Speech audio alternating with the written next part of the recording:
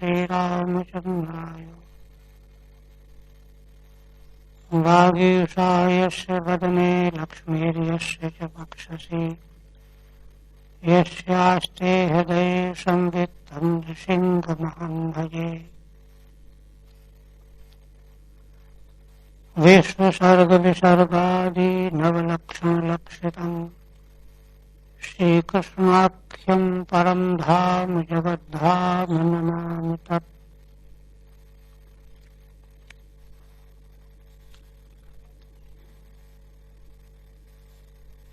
श्रीमद्भागवत के द्वितीय स्कंध का प्रथम अध्याय प्रारंभ हो गया है।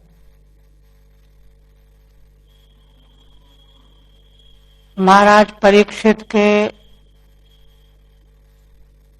प्रश्न का अभिनंदन करते हुए भगवान सुखदेव जी ने उत्तर देना आरंभ किया। महाराज का प्रश्न था कि मनुष्य को जीवन भर क्या करना चाहिए और विशेष करके जो आसन्न मृत्यु है, मरणासन्न है, उसको भी क्या करना चाहिए। प्रश्न एक ही है, उसके दो अवान्तर स्तर भेद। और दूसरी बात, क्या नहीं करना चाहिए। तो महाराज के इस प्रश्न का भगवान सुखदेव जी ने अभिनंदन किया। बहुत ही उच्च कोटि का, आत्मज्ञानियों के अच्छा लगने वाला प्रश्न है। और सबसे पहले भगवान सुखदेव जी ने निषेधाश्च बलीयांशः, निषिद्ध में ज्यादा सावधानी बरतनी चाहिए। विधि में कुछ कमी आ जाए तो कोई बात नहीं, किंतु निषेध में बहुत सावधान होना चाहिए। तो उसी का उत्तर दिया 3 श्लोकों में कि मनुष्य के जीवन में सुनने, समझने, करने के लिए बहुत सारे विषय हैं। क्योंकि संसारी मनुष्य रात में निद्रा आदि में समय व्यर्थ करता रहता है और दिन में धन की कमाई के लिए परिवार पोषण की चिंता में लगा रहता है। और इस तरह से धीरे धीरे उसकी आयु समाप्त हो जाती है। यद्यपि पिता पितामह का नाश मृत्यु देखता रहता है, किंतु पश्चिन्नपि न पश्यति। और शरीर से लेकर के इसके साथ जिनसे ममता जोड़ी जाती है, पुत्र कलत्रादि, ये सब आत्म सैन्य के रूप में हैं। और ये वास्तव में असत रूप ही हैं। क्योंकि असत का मतलब होता है जो विनाशी, परिवर्तनशील। तो ऐसे विनाशी, परिवर्तनशील वस्तुओं में आसक्त होकर के मनुष्य का जीवन व्यर्थ चला जाता है, अपने परमार्थ से रिक्त रह जाता है। तो इसलिए संसारासक्ति से बचना चाहिए। न करने का तो ये है। और करने के लिए फिर भगवान सुखदेव जी कहते हैं, सर्वात्मा, भगवान, ईश्वर और हरि, चारों नाम एक ही तत्व के। उनका श्रवण, मनन, चिंतन, स्मरण, कीर्तन करना चाहिए। भगवत तत्व के ये चारों नाम बड़े सार गर्भित हैं। सर्वात्मा शब्द का अर्थ है परम प्रेमास्पद। आत्मा परम प्रेमास्पद पदार्थ, आत्मा से बढ़ करके संसार में किसी भी प्राणी को कुछ भी प्यारा नहीं। इसके बाद दूसरे नंबर पर ही दूसरों में प्रेम होता है। और दूसरा भगवान का अर्थ है सदैश्वर्य संपन्न, सब कुछ करने में समर्थ, अनंत कोटि ब्रह्मांड नायक परमेश्वर परमात्मा। उन्हीं पर पूरा भरोसा किया जा सकता है। वैष्णव परंपरा में शरणागति के प्रकरण में रक्षिष्यति विश्वास शरणागति का अंग है। विश्वास, भगवान रक्षक। रक्षक का विश्वास किस पर होगा? जो सर्वशक्तिमान होगा।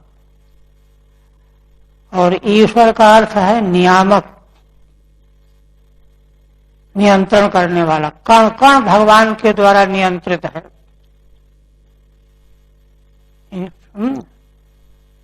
यजुर्वेद कहता है कि सूर्य, चंद्र, पृथ्वी, वायु सब के सब जो हैं उस अक्षर के अविनाशी परमात्मा के प्रशासन में चूं चपड़ नहीं करते, लगे रहते हैं, इधर उधर नहीं होते। इस प्रकार से जो ईश्वर है, तो ईश्वर होने से है ना, सब प्रकार के मनमाने कर्मों के फल भोग से बचाव नहीं हो सकता।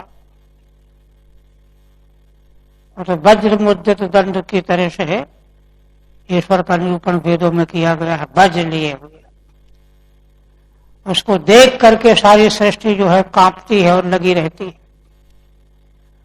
आंतर जगत में भी वही नियामक है, नियमन करने वाला है। और श्री हरि, हरि कहने का अर्थ यह है कि भगवान अवतार लेकर के जब आते हैं तो बिल्कुल अपने लोगों से घुल मिल जाते हैं। कोई भेदभाव नहीं रखते कि हम बड़े सर्वज्ञ हैं, परमात्मा है, अवतार ले। भगवान श्री कृष्ण की सारी लीलाएं यही तो सब दर्शाती है। तो इसलिए ये चार विशेषणों से विशिष्ट जो परम तत्व है, भगवत तत्व है, परम जिसका तत्व पीछे कहा गया है, ब्रह्मेति परमात्मेति भगवानिति शब्दते, जो तत्व कहा गया वह तत्व ही तो है यह। तो ऐसे तत्व का श्रवण मनन चिंतन स्मरण करना चाहिए।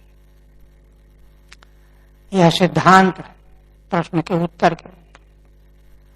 और फिर इसके संबंध में भगवान सुखदेव जी कहते हैं कि यह सिद्धांत जो है अकाट्य, प्राचीन ऋषि मुनि यही करते आए। बड़े बड़े तत्व के ऋषि निर्गुण ब्रह्म तत्व में परिनिष्ठित होकर के भी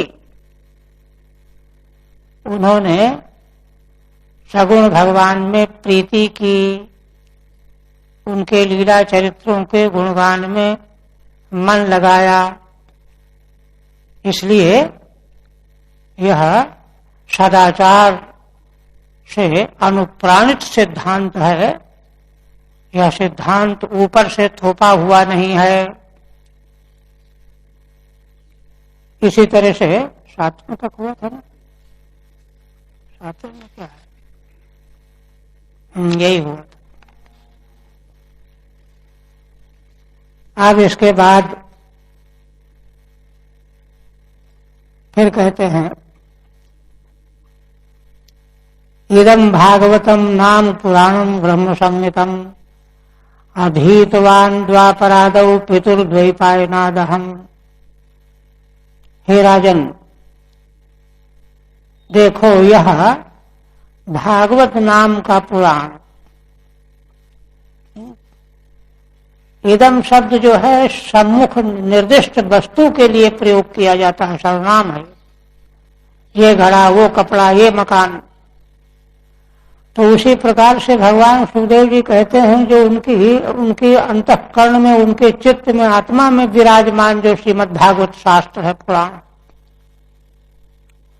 जिसको अपनी बुद्धि का विषय बना करके संकेत कर रहे हैं, यह श्रीमद् भागवत पुराण, भागवतम नाम पुराण, भगवान के नाम से भगवता प्रोक्तम भागवतम, भगवतः आगतम भागवतम, भगवतः इदम भागवतम, 3 तरह से व्युत्पत्ति की जाती है। तो भगवान के द्वारा जो जिसका उपदेश किया गया है चतुश्लोकी के रूप में, इस श्रीमद् भागवत पुराण को, उसका एक विशेषण कहते हैं ब्रह्म संहितम। ब्रह्म ने परमेश्वर, परमात्मा, परम तत्व है ना, तत्स्वरूप ही है यह। वांग्मयी मूर्ति भगवान की कहा ही गया, ब्रह्म संहितम, अथवा है ना, अथवा ब्रह्म माने वेद, वेद तुल्यम, संहितम माने समान, वेद के तुल्य। वेद का जैसे अक्षर अक्षर हम शिरोधार्य करते हैं, वैसे ही यह भागवत पुराण है, वेद ब्रह्म संहितम। और परिचय देते हैं, अधीतवान द्वापरादौ पितुर्द्वैपायनादहम्। द्वापरादौ, द्वापरात आदि द्वापरादि, तस्मिन् द्वापरादौ, है ना। द्वापर के बाद आदि क्या है, माने कलयुग का आदि, या द्वापरांत कर लो, माने द्वापर जिसके आदि में है। तो एकदम कलयुग शुरू होने वाला है, द्वापर के अंत में ही तो भगवान व्यास का अवतार हुआ था।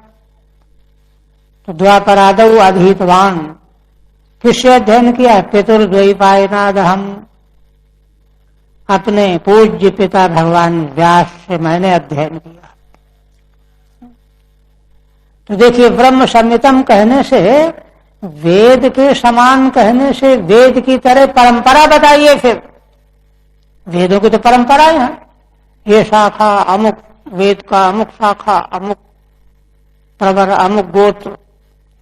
तो इसलिए कह रहे हैं कि या तो मैंने अपने पिता भगवान वेदव्यास से अध्ययन किया है। ठीक है। आप श्रीधर स्वामी कहते हैं कि मिदम अपूर्वम कथयसि, क्या यह कोई बात आप अपूर्व कहने जा रहे हैं? श्रवण मनन निधिध्यासन, सर्वात्मा भगवान ईश्वर हरि का जो आपने सिद्धांत बताया, यह कोई अपूर्व बात है? अरे वह बात कहनी चाहिए कि वेद में ये कहा गया है, ये करो, ये कहा गया है, ये करो। इसलिए किम इदम अपूर्वम कथयसि, वेद से अलग कोई बात कह रहे हैं आप, नवीन सिद्धांत कोई? कहते हैं हाँ, अपूर्व है। लेकिन देखिए, अपूर्वता का मतलब ये नहीं है कि वेद से अलग है, इसी को थोड़ा ध्यान देना चाहिए। अपूर्वता क्योंकि देखिए, महात्म्य में प्रश्न उठाया गया है। जब श्री नारद जी ने सनत कुमार भगवान से प्रश्न किया, वो सत्कर्म कौन है कि जिससे ज्ञान वैराग्य भक्ति का कल्याण हो, तो उन्होंने ज्ञान यज्ञ के लिए श्रीमद् भागवत का उल्लेख किया। प्रश्न कर दिया कि अरे श्रीमद् भागवत में तो वेद के मंत्रों का ही अर्थ कहा गया है, वहां तो मैंने मूल वेद सुनाया, ज्ञान वैराग्य को वेदांत सुनाया, उससे कुछ नहीं हुआ तो इससे क्या होगा? तो वहां पर उत्तर दिया है भगवान सनत कुमार जी ने, वही अपूर्वता है तो वेदार्थ ही, किंतु वेदार्थ होने पर भी जिन महान ऋषियों ने, श्री नारद जी ने, भगवान व्यास ने उसका मंथन करके जो तत्व प्रकट किया है, रसमय अमृत, ये अपूर्व है। इसलिए कहते हैं कि सत्यम, यह अपूर्व बात हम कह रहे हैं, बल्कि अत्यपूर्व में वेद मित्याह, अत्यंत अपूर्व है। द्वापर के अंत में ही भगवान व्यास ने इसको प्रकट किया है। इदम भगवत प्रोक्तम तन्नामैक प्रधानम पुराणम, यह भगवान के द्वारा कहा गया, उपदेश किया गया, और इसीलिए भगवान के नाम की प्रधानता वाला पुराण है। और पुराण तो और है, तन्नामैक प्रधानम पुराण। और ब्रह्म संहितम माने सर्ववेद तुल्यम, ब्रह्म माने वेद, वेद के तुल्य। और एक अर्थ वही है, ब्रह्म माने परमेश्वर, परमात्मा का ही स्वरूप है। यद्वा ब्रह्म सम्यक मितम येन, अथवा जिसके द्वारा ब्रह्म का पूरी तरह से माप लिया गया है, माने ब्रह्म माने परमात्मा को पूरी तरह से प्रकट कर लिया गया है, सिद्ध कर लिया गया है। रसायन में, रसायन जब तैयार किया जाता है तो उसमें उसकी तैयारी में ही शक्ति का आधान हो जाता है। ऐसा है यह पुराण। कुतस्तया प्राप्तम, आपने इसको कहां से पाया? हम तो पहली बार सुन रहे हैं। तो कहते हैं कि अधीतवान द्वापरादौ, द्वापरादि में मैंने अध्ययन किया। किससे किया? द्वैपायनाथ पितु कदा द्वापरादौ, द्वापर आदिर्यस्य कालस्य, जिस उस काल में अध्ययन किया है जिसके आदि में द्वापर था, खत्म होने को था। तस्मिन् माने द्वापरांते इत्यर्थ, क्योंकि युग तो बड़े लंबे लंबे हैं। 4,32,000 का कलयुग है, 8,64,000 का द्वापर हो गया, इसी तरह से 17,00,000 कुछ हजार का त्रेता, ऐसे क्रम से। इसलिए द्वापरांत में संतम समकाले व्यासावतार प्रसिद्धे है, ऐसा अर्थ क्यों किया? महाराज शंतनु भीष्म पितामह के पिता, उनके समकाल में ही भगवान व्यास का अवतार प्रसिद्ध है। अच्छा, तो कोई प्रश्न करे कि अरे आप तो निर्विकल्प समाधि में स्थित रहने वाले हैं, फिर इतने विस्तृत शास्त्र का चिंतन कैसे करते हैं? सिद्ध से तव कुतो अध्ययन प्रवृत्ति, आप तो सिद्ध पुरुष हैं, निर्गुण में स्थित हैं, अध्ययन में प्रवृत्ति कैसे हुई? उत्तर देते हैं, परनिष्ठितोपि निर्गुण्ये उत्तम श्लोक लीलया गृहीत चेता राजर्षे आख्यानम यदधीतवान। कहते हाँ, निर्गुण से भाव कर्म नैर्गुण्यम, नैर्गुण्य ब्रह्मण परनिष्ठितोपि। नैर्गुण्य का अर्थ है असल में कार्य कारणातीत, कार्य व्यक्त प्रपंच और कारण त्रिगुणात्मिका प्रकृति, और उससे जो अतीत होगा वो गुणों से परे होगा, कार्य कारणातीत होगा। तो कार्य कारणातीत सर्वाधिष्ठान ब्रह्म में मैं परनिष्ठित तो हूं, किंतु उत्तम श्लोक लीलया, उत्तम श्लोक जो भगवान हैं उनकी लीला के द्वारा मेरा चित्त खिंच गया। गृहीत चेता राजर्षे, हे राजन, मेरा चित्त भगवान की लीलाओं ने खींच लिया, आकृष्ट कर लिया। आख्यानम यदधीतवान, इसलिए इस लंबे आख्यान को मैं अध्ययन करने लग गया। ठीक है, परनिष्ठितोपीति गृहीत चेता आकृष्ट चित्तः, चित्त आकृष्ट हो जाने से। इस तरह से श्रीमद् भागवत का उपक्रम बताया ना श्रीधर स्वामी ने, उद्देश्य लक्षणोक्ति ध्यान, तो उद्देश्य हो गया भागवत श्रवण कराएंगे। भगवान के द्वारा कहा गया पुराण जो वेद के तुल्य है, नाम वस्तु संकेतन। तदहम ते विधास्यामि महापौरुषिको भगवान, इस श्रीमद् भागवत पुराण को हम तुमको सुनाएंगे, तुम्हारे लिए इसका प्रवचन करेंगे, मैं करूंगा। क्यों? महापौरुषिको भगवान, क्योंकि महापुरुष भगवान विष्णु कि आप प्रिय पात्र हो, या भगवान महापुरुष भगवान विष्णु को अपने हृदय में धारण किए हुए हो। पीछे बता चुके हैं ना कि जब अनशन करके बैठे तो ऋषियों के शरणापन्न हुए, देवी गंगा के शरणापन्न हुए और मन को भगवान में लगा दिया, भगवत चरण में, इसलिए महापौरुष हो।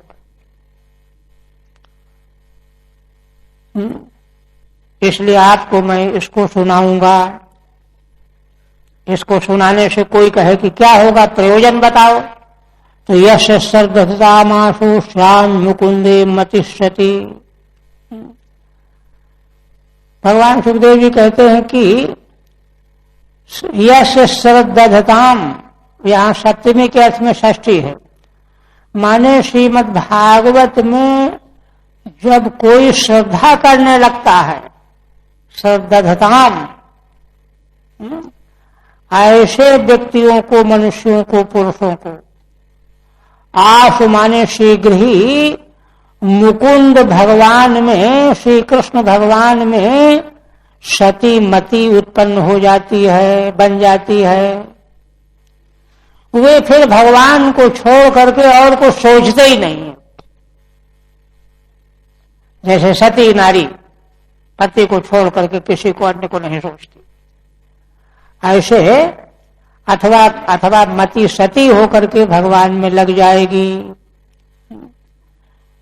श्रद्धा पूर्वक सुनने मात्र से। ये महान फल बता रहे। टीका में कहते हैं महापुरुषो विष्णु तदीय, आप महाविष्णु भगवान विष्णु के, महापुरुष भगवान विष्णु के हो, बने भक्त हो उनके, भगवत जन हो, भागवत हो, इसलिए आपको सुनाऊंगा। यश यस्मिन श्रद्धाम कुर्वताम, इसमें श्रद्धा करने वाले श्रद्धा करेंगे तभी सुनेंगे। तो सती अहेतुकी, सती शब्द की व्याख्या करते हैं श्रीधर स्वामी अहेतुकी, क्योंकि असल में सतीत्व में भ्रष्टाचार क्या है? किसी प्रकार की आशा कर लेना, फलाशा। फलाशा ही बुद्धि को गड़बड़ कर देती है। इसलिए फल की आशा हेतु फल, फलानुसंधान न रहे जिसमें, न विदिते हेतु फलानुसंधानम यस्याम सा अहेतुकी। फलानुसंधान रहित शुद्ध प्रीति रूप भक्ति रति भगवान में प्राप्त हो जाएगी। और कहते हैं कि यह जो श्रीमद् भागवत महापुराण है,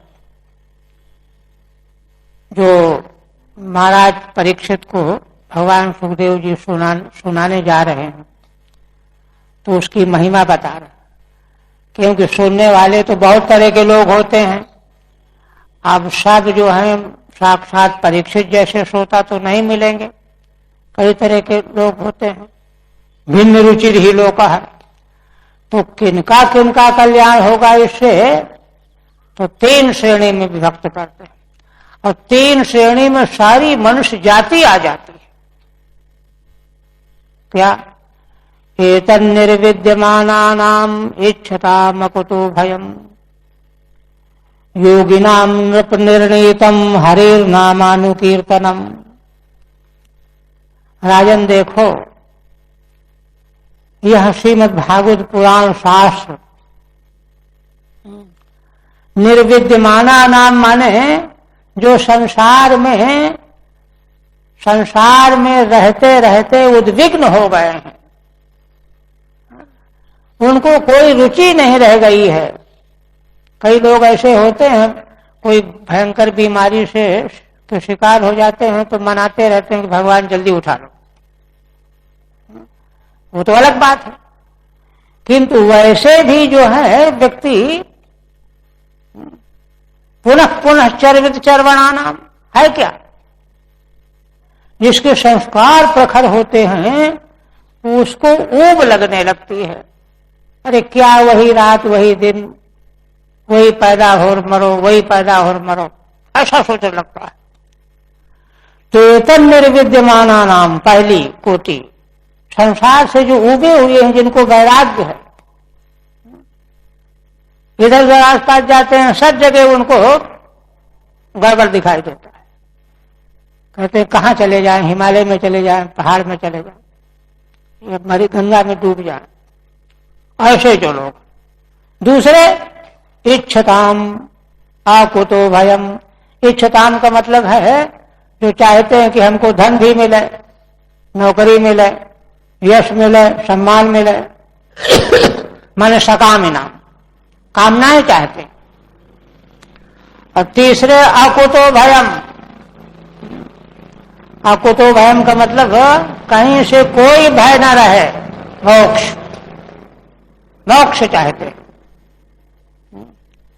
कोई धन संपत्ति नहीं चाहते, मोक्ष चाहते हैं। और योगी नाम नृप निर्णीतम, ऐसे जो योगी, ज्ञान योगी, कर्म योगी आदि, इन सबों के लिए हे राजन यही शास्त्रकारों ने निर्णय किया, हरे नामानुकीर्तनम, भगवान श्री हरि के नाम का अनुकीर्तन करना। इससे वैराग्य वालों को भी शांति मिलेगी, उनकी ऊब खत्म हो जाएगी। असल में ऊबते हैं ही इसीलिए कि आश्रय नहीं है, निरालंब मन चक्रत धावे, कोई आलंब नहीं। मतलब संसार की चीजें, वस्तुएं, परिस्थितियां तो गड़बड़ हैं ही। अगर उनमें वो अच्छाई उनको नहीं दिखती है तो ठीक है, लेकिन उनमें अच्छाई नहीं दिखती है तो आश्रय तो कोई पकड़ो, आश्रय नहीं पकड़ रहे हैं, इसलिए परेशान हो रहे हैं। छांदोग्य में दृष्टांत दिया गया है 6th अध्याय में, जैसे बाज पक्षी बंधा हुआ है बंधन में, डोरे में, ऊपर नीचे दाएं बाएं सब वो दौड़ के भाग के जाता है, उड़ करके फड़क कर मुक्त होने के लिए, लेकिन डोरा खींच लेता है। इसी तरह से जीव संसार के बंधन में फंसा हुआ चारों ओर दौड़ भाग में लगा रहता है, लेकिन उसको चैन नहीं मिलता। चैन कब मिलेगा? केंद्र में आकर के स्थित हो जाए, दौड़ भाग बंद कर दे। केंद्र भगवान है, परमेश्वर परमात्मा, इसलिए उनके लिए भी हरे नामानुकीर्तनम। और जो सब चाहते हैं कि हमको ये भी मिले, ये भी मिले, ये भी मिले, तो अलग अलग मिलने के लिए आगे देव 3 अध्याय में तो वर्णन करेंगे ही, किंतु जो भगवान सब कुछ देने वाले हैं, मोक्ष तो कोई नहीं दे सकता। तो कई बार इंद्र ने हाथ खड़े कर लिया है कि मोक्ष छोड़ करके मांगो, हमने, हमारे बस का नहीं है, भगवान ही वो देने वाले हैं, उसके दाता। तो जो भगवान मोक्ष दे सकते हैं, जो कोई भी नहीं दे सकता, तो धन संपत्ति क्यों नहीं दे सकते? इसलिए इच्छताम आकुतो भयम, माने जो सब प्रकार से निर्भय होना चाहते।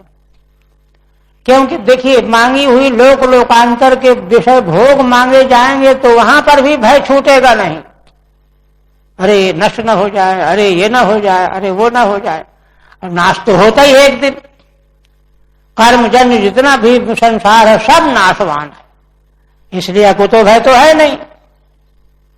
अकुतो भय माने कहीं से कोई भय न रहे, ऐसा केवल मोक्ष है।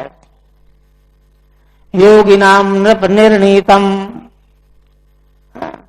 माने इन्हीं के साधने में लगे हुए योगी, जो लगे रह करके फल भोग चाहते हैं, चाहे मोक्ष चाहते हैं, चाहे शांति चाहते हैं, तो उन सबों के लिए हे राजन यही श्रीमद् भागवत शास्त्र का निर्णय है। हरे नामानुकीर्तनम, श्री भगवान हरि के पवित्र नामों का कीर्तन करना।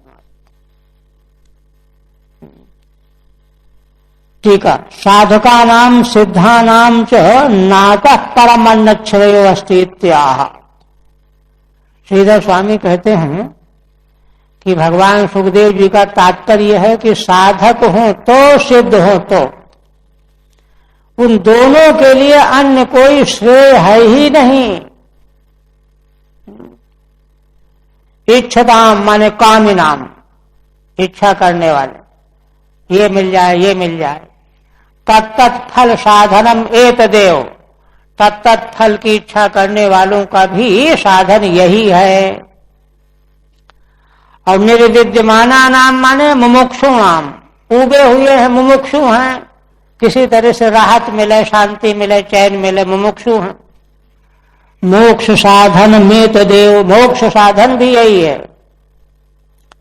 अयोगी नाम माने ज्ञानी नाम, योगी ज्ञानी, उनको जो मोक्ष रूप फल प्राप्त होने वाला है। फलम च एतदेव निर्णीतम नात्र प्रमाणम वक्तव्य मित्यर्थ। कहते हैं कि इस संबंध में साधक सिद्ध योगी ज्ञानी सभी के लिए यह परम साधन है। इस पे किसी प्रमाण बताने की आवश्यकता नहीं है, यही प्रामाणिक बात है। तो किंतु महाराज परीक्षित तो सुन रहे हैं, कह रहे हैं कि ठीक है, लेकिन हमारी आयु तो बहुत कम रह गई है, अब हम इसमें लगेंगे तो कितने दिन लगेगा, क्या होगा, चिंता हुई उनको। तो या उनके मन में विचार जगा, भगवान सुखदेव जी तो सर्वज्ञ हैं, जान गए कि महाराज के मन में ये प्रश्न उठ रहा है, स्वयं उत्तर देने लगे। या नहीं उठा, आगे उठ सकता है, तो स्वयं उत्तर देने लगे। कह रहे हैं कि किम प्रमत्तस्य बहुभी परोक्षैर्हाय नैरिह वरम मुहूर्तम विदितम घटेत शेषे यतः। भगवान सुखदेव जी कहते हैं कि राजन देखो, बहुभी परोक्षै हाय नहीं जगत संसारे प्रमत्तस्य किम, कोई मनुष्य प्रमादी हो, लापरवाह हो, मदांध हो, दीर्घसूत्री हो, लापरवाह हो, उसको बहुत वर्षों की आयु मिल भी जाए तो क्या लाभ है? लाभ तो कोई उठाएगा नहीं। इसलिए परोक्ष रूप में 100 वर्ष की आयु मिल जाए, 150 वर्ष की आयु मिल जाए, तो उस आयु से, बहुत वर्षों की आयु से उसको क्या लाभ होगा? इसलिए आयु की संख्या नहीं गिननी चाहिए। पशु पक्षी योनियों में तो पुराणों में वर्णन आया है 10,000 वर्ष की आयु कच्छप की, ऐसे आयु का वर्णन किया गया है। सर्पों की आयु, कच्छप की आयु, किंतु क्या है उससे? वो तो तेरी एक तमोगुणी योनि है, उसे कोई परमात्मा नहीं बनेगा। किंतु मनुष्य की आयु जो है, अगर बहुत वर्षों की हो भी जाए और उसका लाभ न उठावे, प्रमादी बना रहे, तो क्या लाभ है? इसलिए उचित क्या है? वरम मुहूर्तम विदितम, एक मुहूर्त भी हो किंतु उसका मूल्यांकन कर लिया गया हो। विदितम माने ज्ञातम, जान लिया गया हो। मनुष्य जीवन का एक एक क्षण इतना मूल्यवान है। आयुषा क्षण एकोपि न लब्ध स्वर्ण कोटिकैः मनुष्य जीवन की आयु का एक क्षण करोड़ों गिनने देने पर भी मिल नहीं सकता। सचेन निरर्थकम नीता कानुहानिष्ठतोधिका। ऐसे मूल्यवान मानव जीवन के समय को, क्षण को, आयु को अगर व्यर्थ में गंवा दिया तो इससे बड़ी कोई हानि हो ही नहीं सकती। इसलिए भगवान सुखदेव जी कहते हैं कि वरम मुहूर्तम विदितम, है ना। विदितम माने परमार्थ को जान करके और फिर परमार्थ को संभालने में लग जाए तो एक मुहूर्त भी श्रेष्ठ है। घटेत श्रेष्ठ यतः, क्यों? क्योंकि उसके मूल्य को उसने जान लिया है, इसलिए वह श्रेय के लिए चेष्टा करने लग जाएगा, डूब जाएगा, कुछ भी हो जाए यह प्राप्त करके रहेंगे, मानेंगे। 11वें स्कंद भिक्षु गीत का भी यही आशय है, बहुत जगहों पर यह बात आती है। अल्प में वायु अवशिष्टम किम हम साधयमिति मां शुचः।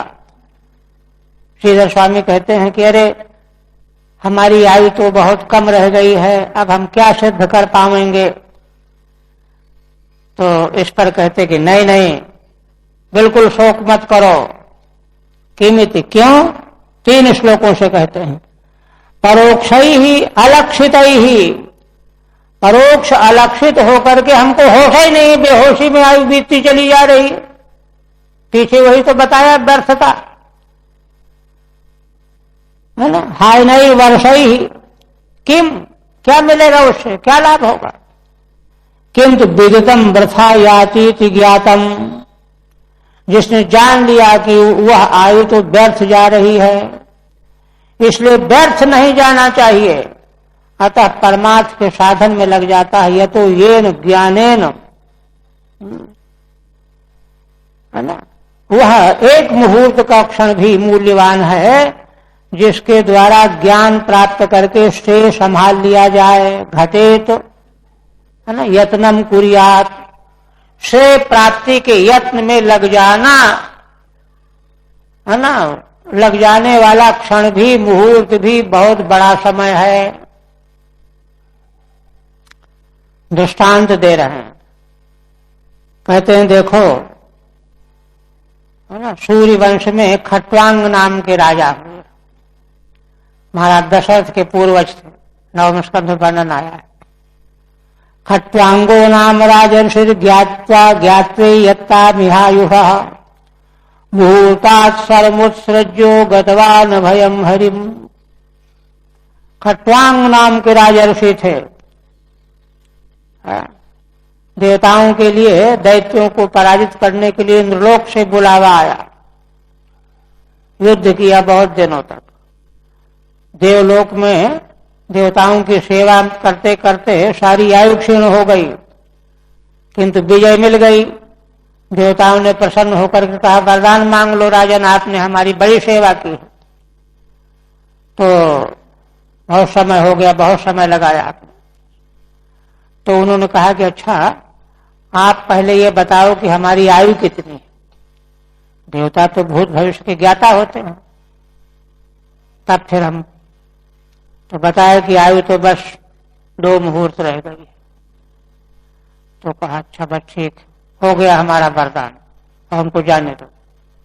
तुरंत वहां से पृथ्वी लोक में आ गए और समाधि में स्थित होकर के भगवान को प्राप्त कर। वही कह रहे हैं, खट्वांगो नाम राजर्षि ज्ञात्वे यत्ता मिहायुषः मुहूर्तात् सर्वोत्सृज। एक मुहूर्त में सब कुछ त्याग करके देह और देह से संबंधित अहंता ममता को, गतवान अभयम हरिम, अभय रूप भगवान श्री हरि को प्राप्त कर लिया।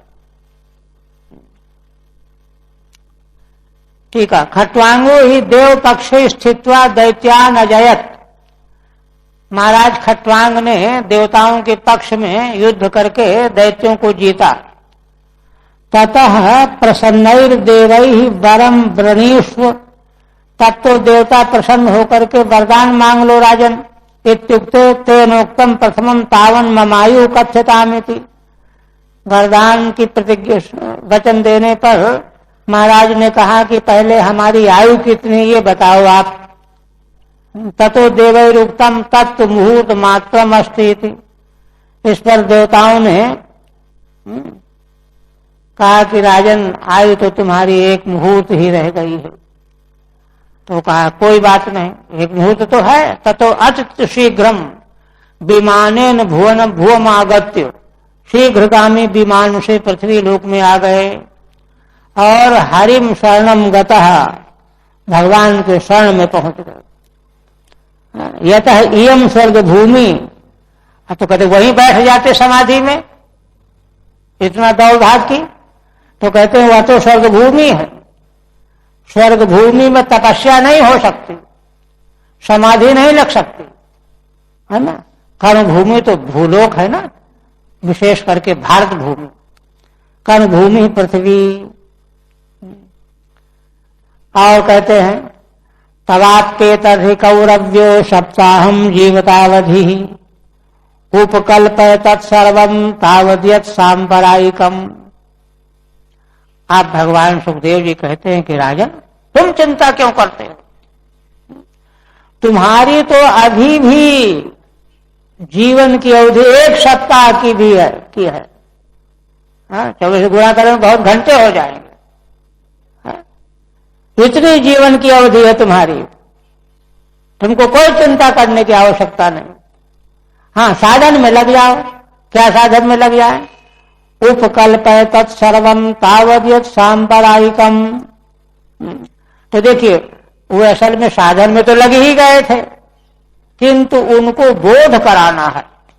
यह साधन जो पहले उन्होंने ऋषियों से प्रश्न किया था ना कि मैं आप लोगों के चरणों में साष्टांग दंडवत प्रणाम करके यह जो मैंने निर्णय किया है ब्राह्मण बालक के साथ को सुन करके, यह ठीक है कि गलत है, बेठीक है, इसका आप निर्णय बताओ। सबने अनुमोदन कर दिया। तो साधन में तो लगे ही हुए हैं, किंतु साधन में कैसे लगना चाहिए, लग करके कैसे सावधानी से साधन में लगे रहना चाहिए, ये विषय जो है स्पष्ट करने के लिए आगे उपदेश कर रहे हैं।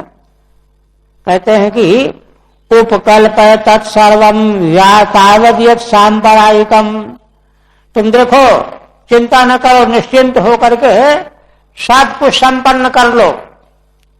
तत्सर्वम उपकल्पय, जैसे कोई रायसु यज्ञ सुमेध यज्ञ करेगा तो ये लाओ ये लाओ ये लाओ, करता है कि नहीं करता? उसी प्रकार से परलोक जाने के लिए, और परलोक में भी हमको अमुक जगह जाना है, भगवान के धाम में जाना है, देवलोक में जहां जहां जाना है ना, तो उसके अनुकूल सामग्री का संपादन कर लो। उपकल्पय तत्सर्वम तावद्यत् सांपरायिकम। संप्राय परलोक तत्संबंधना सांपरायिकम। ठीक है। तव तू एतद्यपि इदानीमपि, राजन तुम क्यों चिंता करते हो? तुम तो अभी भी, तुम्हारे जीवन की आयु जो है 7 दिन की है, निश्चिंत हो जाओ। तो फिर क्या करें, कैसे करें? तावदित तावता कालेन सांपरायिकम पारलौकिकम साधनम संपादय। 7 दिन का समय तुम्हारे जीवन का है, इतने समय में तुम सांपरायिक माने परलोक के साधन के रूप में सब तैयारी कर लो। इतनी तैयारी कर लो कि देह नाश के अनंतर आपको अपना धाम मिल जाए। अच्छा, आप देखिए, तैयारी सुनिए। और श्रीमद् भागवत के श्रवण करने के साथ में मनन और निधिध्यासन की भी बात कही गई है ना, गोकर्ण के प्रसंग में, महात्म्य। ये सब जो है ना, श्रोता को यही समझना चाहिए कि हमारे लिए ये सब बात कही जा रही है, हमको ये सब करना है। तत्र वैराग्यम तावदा। सबसे पहले कहते हैं कि वैराग्य हो, क्योंकि असल में वैराग्य ही तो पृष्ठभूमि है। पृष्ठभूमि के बिना, आधार के बिना कोई वस्तु ठहर नहीं सकती। वैराग्य चाहिए। अंत काले तो पुरुषः आगते गत साध्यसः छिन्द्याद संगम असंग शास्त्रेण स्पृहाम देहे नुयेचतम। भगवान सुखदेव जी कहते हैं कि राजन, जब मालूम पड़ जाए कि अंतकाल आ गया, 5 दिन 7 दिन अंतकाल ही है, 2 दिन 1 दिन, अंतकाले तो पुरुषः आगते, अंत समय मरने का समय आ जाने पर पुरुष को क्या करना चाहिए? गत साध्यसः, पहले तो निर्भय हो जाए।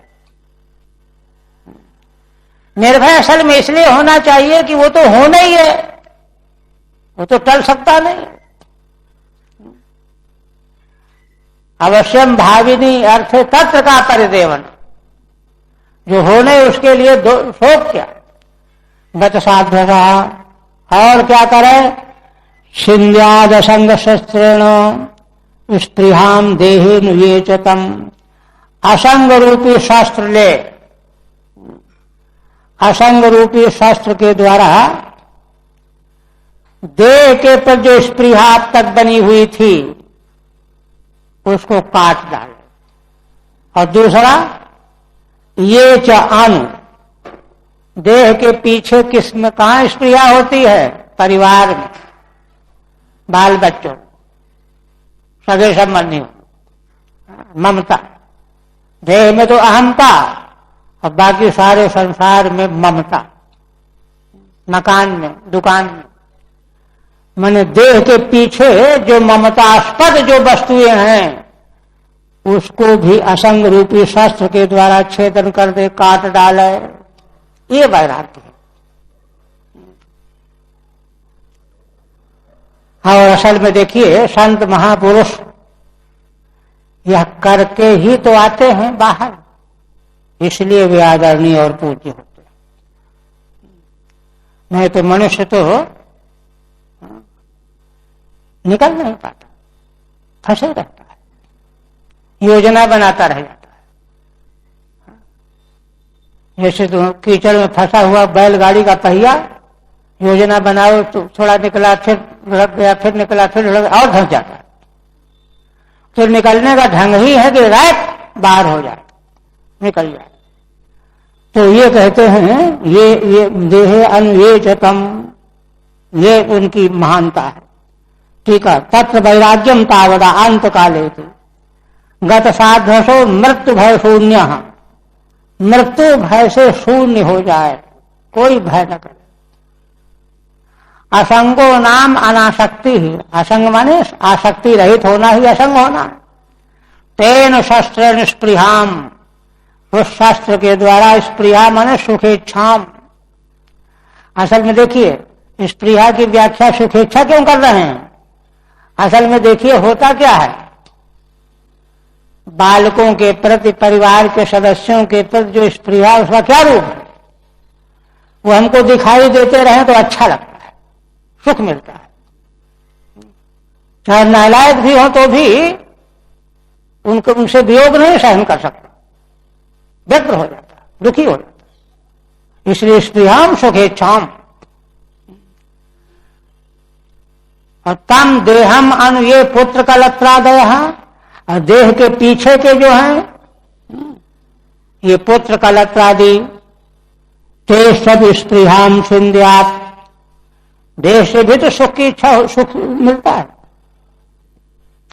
और कहते हैं, गृहात् प्रव्रजितो धीरः पुण्य तीर्थ जला पुलतः श्रुतौ विविक्त आसीनो विधिवत कल्पितासने।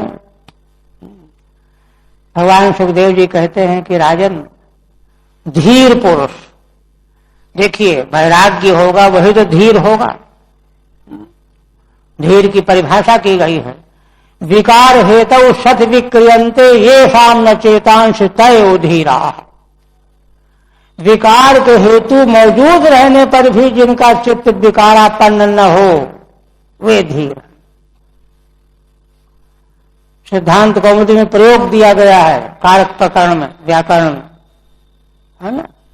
विदत रुदितो रुदंकम पुत्रादिकम अनादृत संन्यस्तवान इत्यर्थः। बाल बच्चे रो रहे थे, मत जाइए मत जाइए, कुछ नहीं, चला गया छोड़। ये धीरता है। और धैर्य न हो तो मोहित हो जाएगा। और ये काम देवता करवाते हैं। देवता उसको फंसाए रखने के लिए रोलवाते हैं, रोज इससे पकड़ में आ जाए। शास्त्र में कहा गया है। तो कहते हैं कि गृहात् प्रव्रजितो धीरः, धीर पुरुष को चाहिए कि घर छोड़ के चला जाए। परिव्राजक का अर्थ प्रकर्षण सर्वम परित्यज्य व्रजति इति परिव्राजक है, सब छोड़ करके चला। अब भगवान का आश्रय लेने जा रहे हैं, तब भी जो है डर भय, क्या मतलब है? गृहात् प्रव्रजितो धीरः पुण्य तीर्थ जलाप्लुतः, और प्रव्रजित होकर कहां जाए? पवित्र तीर्थ का जहां जल है उसके तट पर जाकर के उसमें स्नान करें। ध्रुव जी को देखिए 5 वर्ष की अवस्था में चले गए अकेले। फिर नारद जी ने बताया अपने पूर्व जन्म के वृत्तांत, अकेले चले गए घोर जंगल में, घोरम प्रतिभयाकारम वर्णन किया, स्वयं बताया। तो भगवान के प्रति प्रीति का बल हो, आस्था विश्वास का बल हो और वैराग्य हो, कहीं कोई भय नहीं। और पुण्य पवित्र तीर्थ के जल में आप्लुत माने स्नान करो। यह है, देखिए शाम का आई क्या करना चाहिए, तैयारी क्या करनी चाहिए। और सोचा वो विविक्त आसीनु विधिवत कल्पितासने, है ना, पवित्र विविक्त एकांत और पवित्र आसन में बैठ करके, विधिवत कल्पितासने, विधि पूर्वक आसन बनावे। विधिवत कल्पित आसन का अर्थ है पहले कुश, फिर अजिन, फिर वस्त्र, है ना, वह सुख आसन तैयार होता है, उसमें बैठे। ठीक है, किंच गृहात् प्रव्रजितो निर्गतः, गृह से, घर से निकल जाए। तो कोई कह सकता है कि अरे भाई अगर वैराग्य है तो निकले या ना निकले, तो मन को समझा लेते हैं ना। देखिए क्या कह रहे हैं, शास्त्र में कोई बात फालतू नहीं कही गई है, यूं ही नहीं कही गई है। यद्यपि ये तो कहा गया है कि आगे जब वह आश्रमातीत हो जाता है फिर यत्र कुत्र आश्रम में बसेत कहा गया। लेकिन साधनावस्था में थोड़े चलेगा, साधनावस्था में तो नियम से चलना पड़ेगा। इसलिए श्रीधर स्वामी कहते हैं गृह स्थित से पुनरप्यासक्त संभवात, अगर घर में स्थित रह जाएगा आसपास पड़ोस में तो फिर से आसक्ति आ जाएगी।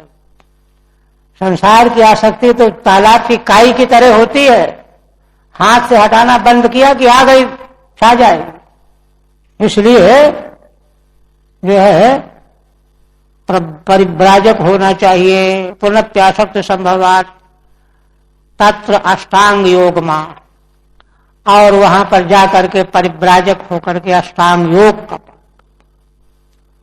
अष्टांग योग में यम नियम आसन प्राणायाम प्रत्याहार धारणा ध्यान समाधि। तो देखिए पहले के 5 बहिरंग कहे गए, 5 साधन, यम नियम आसन प्राणायाम प्रत्याहार, 3 फिर अंतरंग। तो जो बहिरंग साधन है तैयारी वाले, तो जिसको वैराग्य हो गया है, इतना जिसके भीतर असंग शस्त्र के द्वारा जिसने वैराग्य प्राप्त कर लिया है, उसका तो यम नियम यह सब पूरा हो ही गया। इसलिए कह रहे हैं धीर ही थी। धीर कहने का मतलब क्या है? धीर यदि है तो ब्रह्मचर्य में पक्का है, फिर तो वह ब्रह्मचर्यादि यमोपलक्षणम। धीर कहने का मतलब है कि ब्रह्मचर्य आदि जो 5 यम है, अहिंसा सत्य अस्तेय ब्रह्मचर्य परिग्रह, 5 हो गए। धीर शब्द के द्वारा ब्रह्मचर्यों से उपलक्षित 5 यम संपन्न हो गए। और दूसरा है नियम, शौच, संतोष, तपस्वाध्याय, ईश्वर प्रधान नियमा, 5 नियम भी है, कहीं कहीं 12 भी है। पुण्य तीर्थ होती, पुण्य तीर्थ जलापुलता है ना, स्नान आ गया, स्नान के साथ में जप, संध्या, ये सब आ गया, नियम आ गए 5। पुण्य तीर्थोति स्नानादि नियमोपलक्षणम, जैसे ब्रह्मचर्य यम का उपलक्षण 5 का, वैसे पुण्य तीर्थ में स्नान जो है 5 नियमों का उपलक्षण। यम नियम, इसके बाद तीसरा नंबर है आसन। तो आसन ही बता दिया है ना, विधिवत कल्पित आसन, शुचि पवित्र स्थान में, जहां कोई शोर शराबा न हो, विघ्न न हो। विविक्ते माने एकांते, विधिवत माने कुशाजिन चैलई ही क्रमेण निर्मिते, पहले कुश, इसके बाद अजिन मृगचर, फिर वस्त्र, क्रमशः निर्मित कर ले आसन, उस पर विराजमान हो जाए। और क्या करे,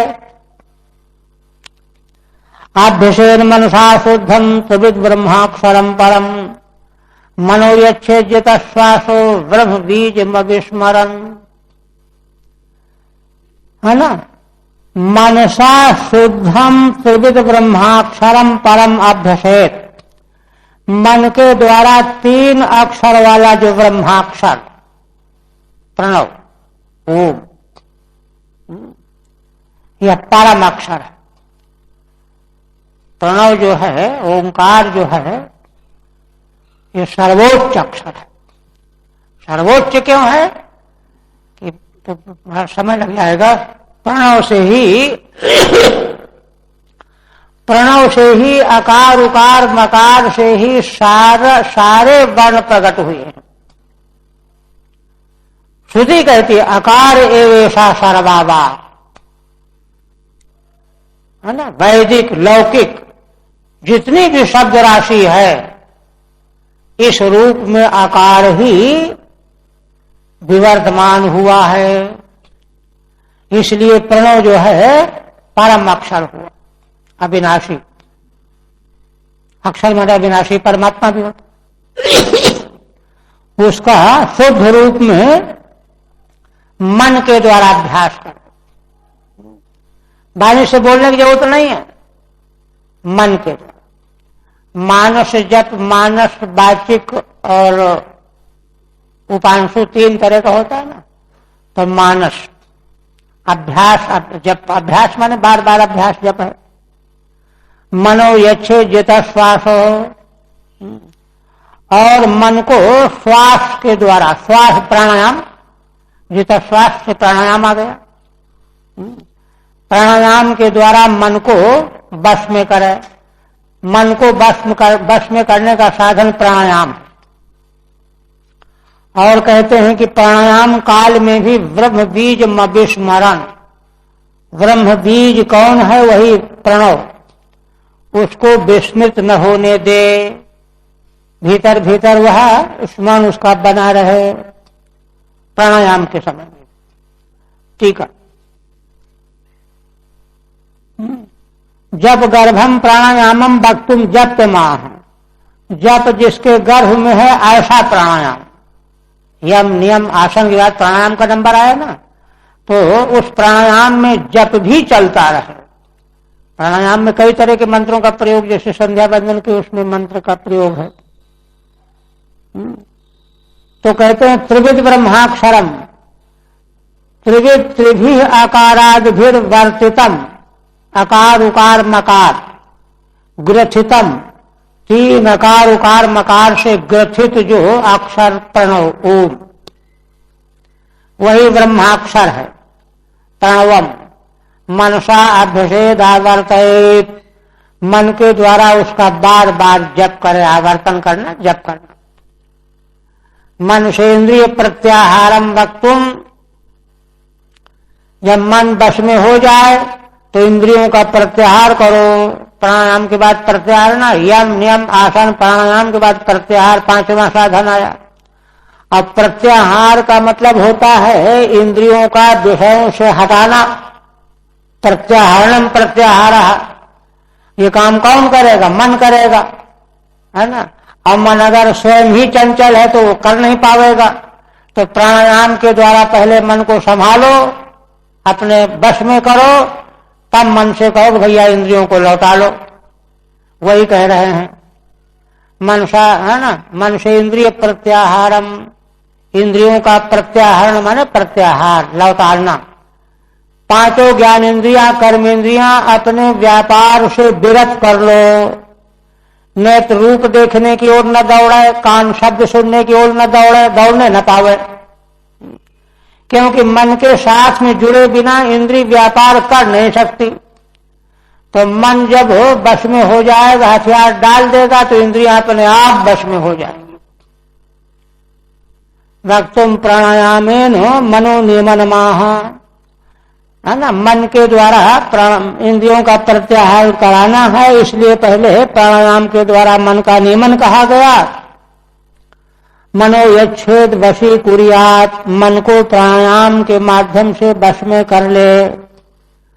ब्रह्मबीजम प्रणवम अविस्मरणेय, ब्रह्मबीज जो प्रणव ओंकार है उसका विस्मरण न करते हुए जित श्वासासन, श्वास को जीत ले। नियच्छेद विषय भ्योक्षान मनसा बुद्धि सारथी ही। अब क्या है, बुद्धि रूपी सारथी को लगा करके मन के द्वारा विषयों से इंद्रियों को लौटा लिया। और मन कर्म विराक्षिप्तम शुभार्थे धारयेत् धिया, किंतु भगवान सुखदेव जी कहते हैं कि देखो मन थोड़ी दूर तो साथ दे रहा है, तुमने कहा कि भाई इंद्रियों को लौटा लो, लौटा लिया, लेकिन थोड़ी देर के बाद मन बिगड़ गया। बिगड़ क्यों गया? उसमें संस्कार वासनाएं भरी हुई हैं, भीतर सोई हुई हैं अव्यक्त रूप में। वे जब है ना, वे जब विकारापन्न होती हैं तो मन जो है लाचार हो जाता है। तब क्या करोगे? उसको कहते हैं मना कर्म विराक्षिप्तम, मन यदि कर्म के द्वारा आक्षिप्त हो गया हो तो शुभार्थे धारयेत् धिया, कर्म ने वही प्राक्तन वासना रूप कर्म, है ना।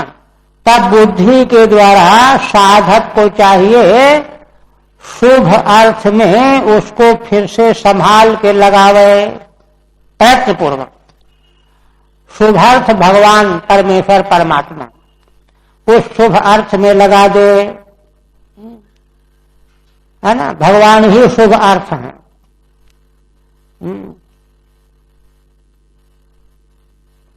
20-21 तक करना है, फिर आगे प्रश्न आ जाएगा। कहते हैं कि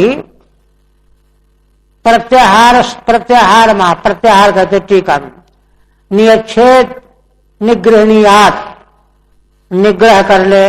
प्रत्याहार का मतलब इंद्रियों को मन के द्वारा निग्रहित कर ले। अक्षान इंद्रियान निश्चयात्मिका बुद्धि सारथी यशः, बुद्धि रूपी सारथी निश्चयात्मिका बुद्धि ही मन को लगा करके इंद्रियों को लौटा देगी। और धारणा करे, फिर धारणा मन हित पुनश्च कर्म भी है, तद वासना भी आक्षिप्तम आकृष्टम। इसके बाद इंद्रियों को जब लौटा लिया ना, तो यम नियम आसन प्राणायाम प्रत्याहार पांचों बन गए। अब धारणा ध्यान समाधि अंतरंग साधन की योग्यता आ गई। तो धारणा क्या है? भगवान को विषय बना करके वहीं चित्त को डुबो देना, एकाकारता। तो कहते हैं पुनः, किंतु मन जो है ठहरता नहीं है, लौट आता है। तो कहते हैं पुनश्च कर्म भी तद वासना भी आक्षिप्तम आकृष्टम। अगर वासना के कारण मन आक्षिप्त हो जाए, आकृष्ट हो जाए, चंचल हो जाए, तो फिर पकड़ के बुद्धि उसको लगावे। ये नियम है। शुभार्थे माने भगवद रूपे। इसके बाद ध्यान, अब भगवान में लग गया, धारणा बन गई, मन के द्वारा भगवान में धारणा बन गई। धारणा के बाद ध्यान, फिर समाधि। तो ध्यान माह तत्रेति तत्रैकावयवम् ध्यायेद् अविच्छिन्नेन चेतसा भगवान के मंगलमय विग्रह का एक एक अवयव का ध्यान आरंभ करे, भगवान के चरणों से लेकर के और ध्यान करता चला जाए। एक अंग में जब अवयव में ध्यान ठीक हो जाए तब और अंग में, फिर दूसरे अंग में।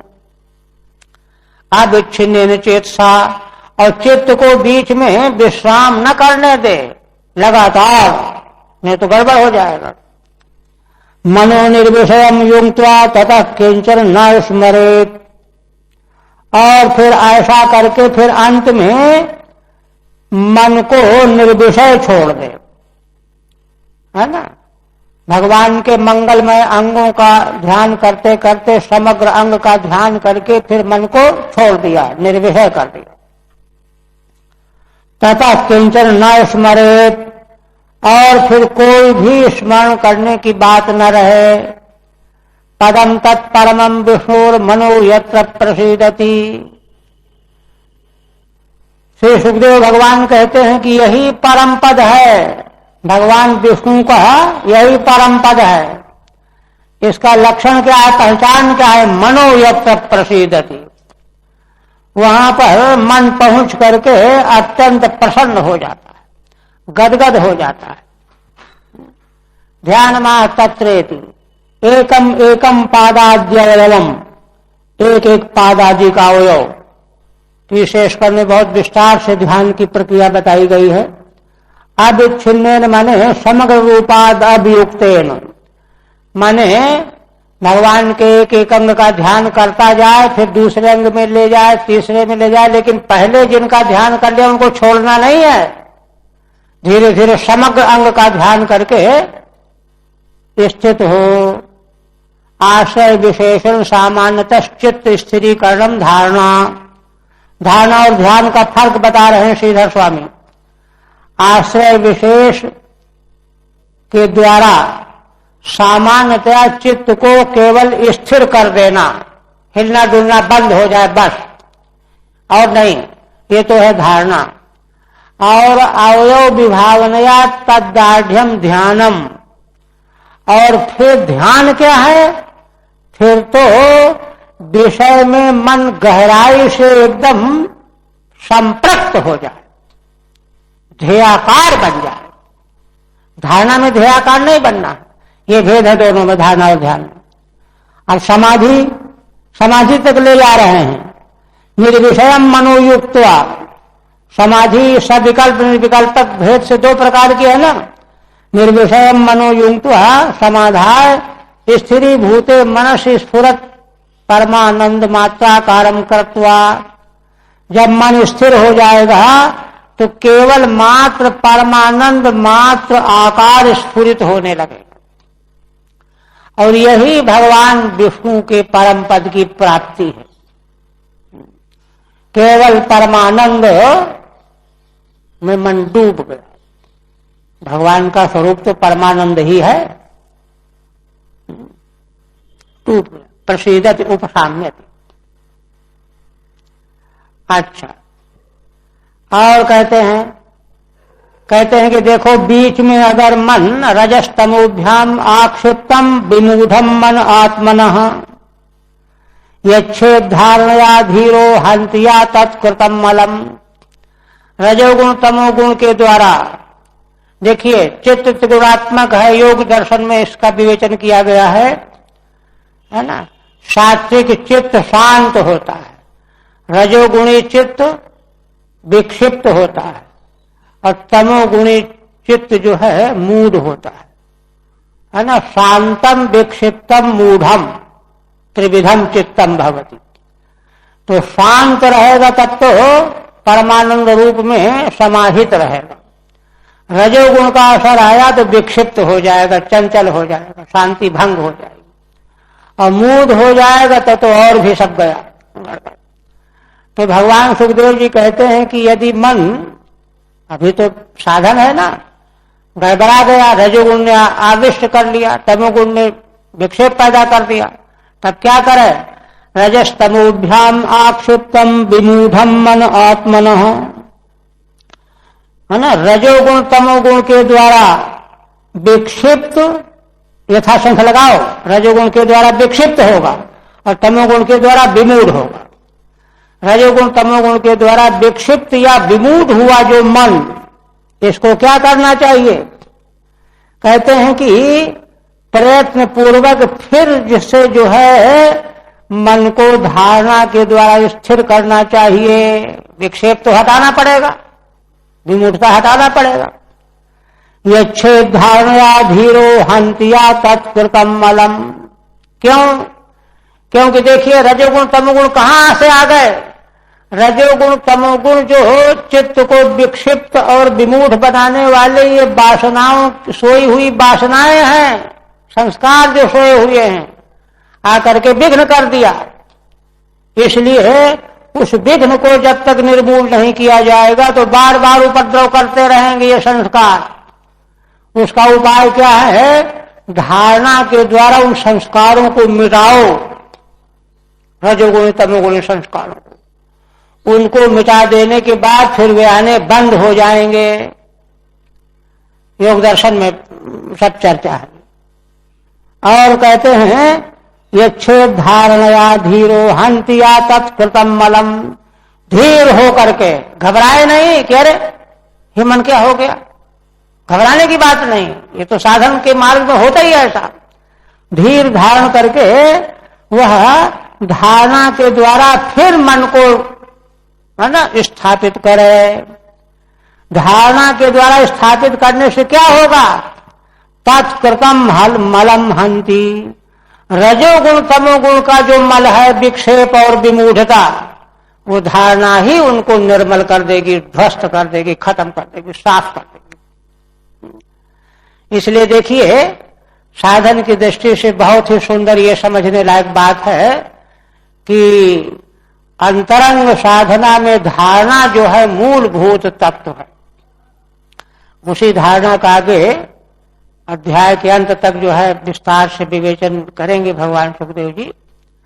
धारणा जो है ठीक बन जाए तभी जो है आगे साधन में सफलता मिल सकती है।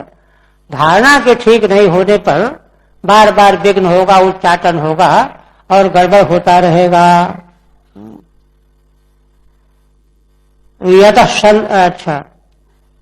अच्छा टीका इसके मूल कर देते हैं, टीका में फिर देर लग जाएंगे, कल दोहराएंगे, टीका दोहराएंगे। यत संधार्य माणायाम योगिनो भक्ति लक्षण आशु संपद्यते योग आश्रयम भद्रमीक्षतः। भगवान सुखदेव जी कहते हैं कि राजन, जब आश्रय विशेष में धारणा को कोई स्थापित कर लेता है, संभाल लेता है, तो योगी का जो भक्ति लक्षण को प्राप्त जो चित्त है वह शीघ्र ही विशुद्ध होकर के योगारूढ़ बन जाता है। अभी जो बार दीवार में चल रहा है, फिसल गया, फिर चढ़ा, फिर फिसला, अब क्या होगा? विशुद्ध होकर के जो है योगी का चित्त जो है आरूढ़ हो जाएगा, योगारूढ़ हो जाएगा। आशु संपद्यते योग आशयम भद्रमीक्षतः। मेहनत करनी क्या है? मेहनत करनी यही है कि हमारी धारणा का जो दर्शनीय दृश्य रूप जो आश्रय है वह विशुद्ध हो। अगर वह आश्रय गड़बड़ है, देखिए संसार के क्लेश और उपद्रव क्यों हैं? क्योंकि हमारी धारणा के आश्रय संसार के विषय बने हुए हैं, व्यक्ति और विषय संसार के हैं। इसलिए हम जो है शोक मोह रोने धोने से हम बच नहीं पाते। इसलिए हमारी धारणा का आश्रय दिव्य होना चाहिए, भद्र होना चाहिए, और आश्रय ठीक बन जाने पर फिर सब बात बन जाएगी। बाकी कला बोलो सच्चिदानंद भगवान।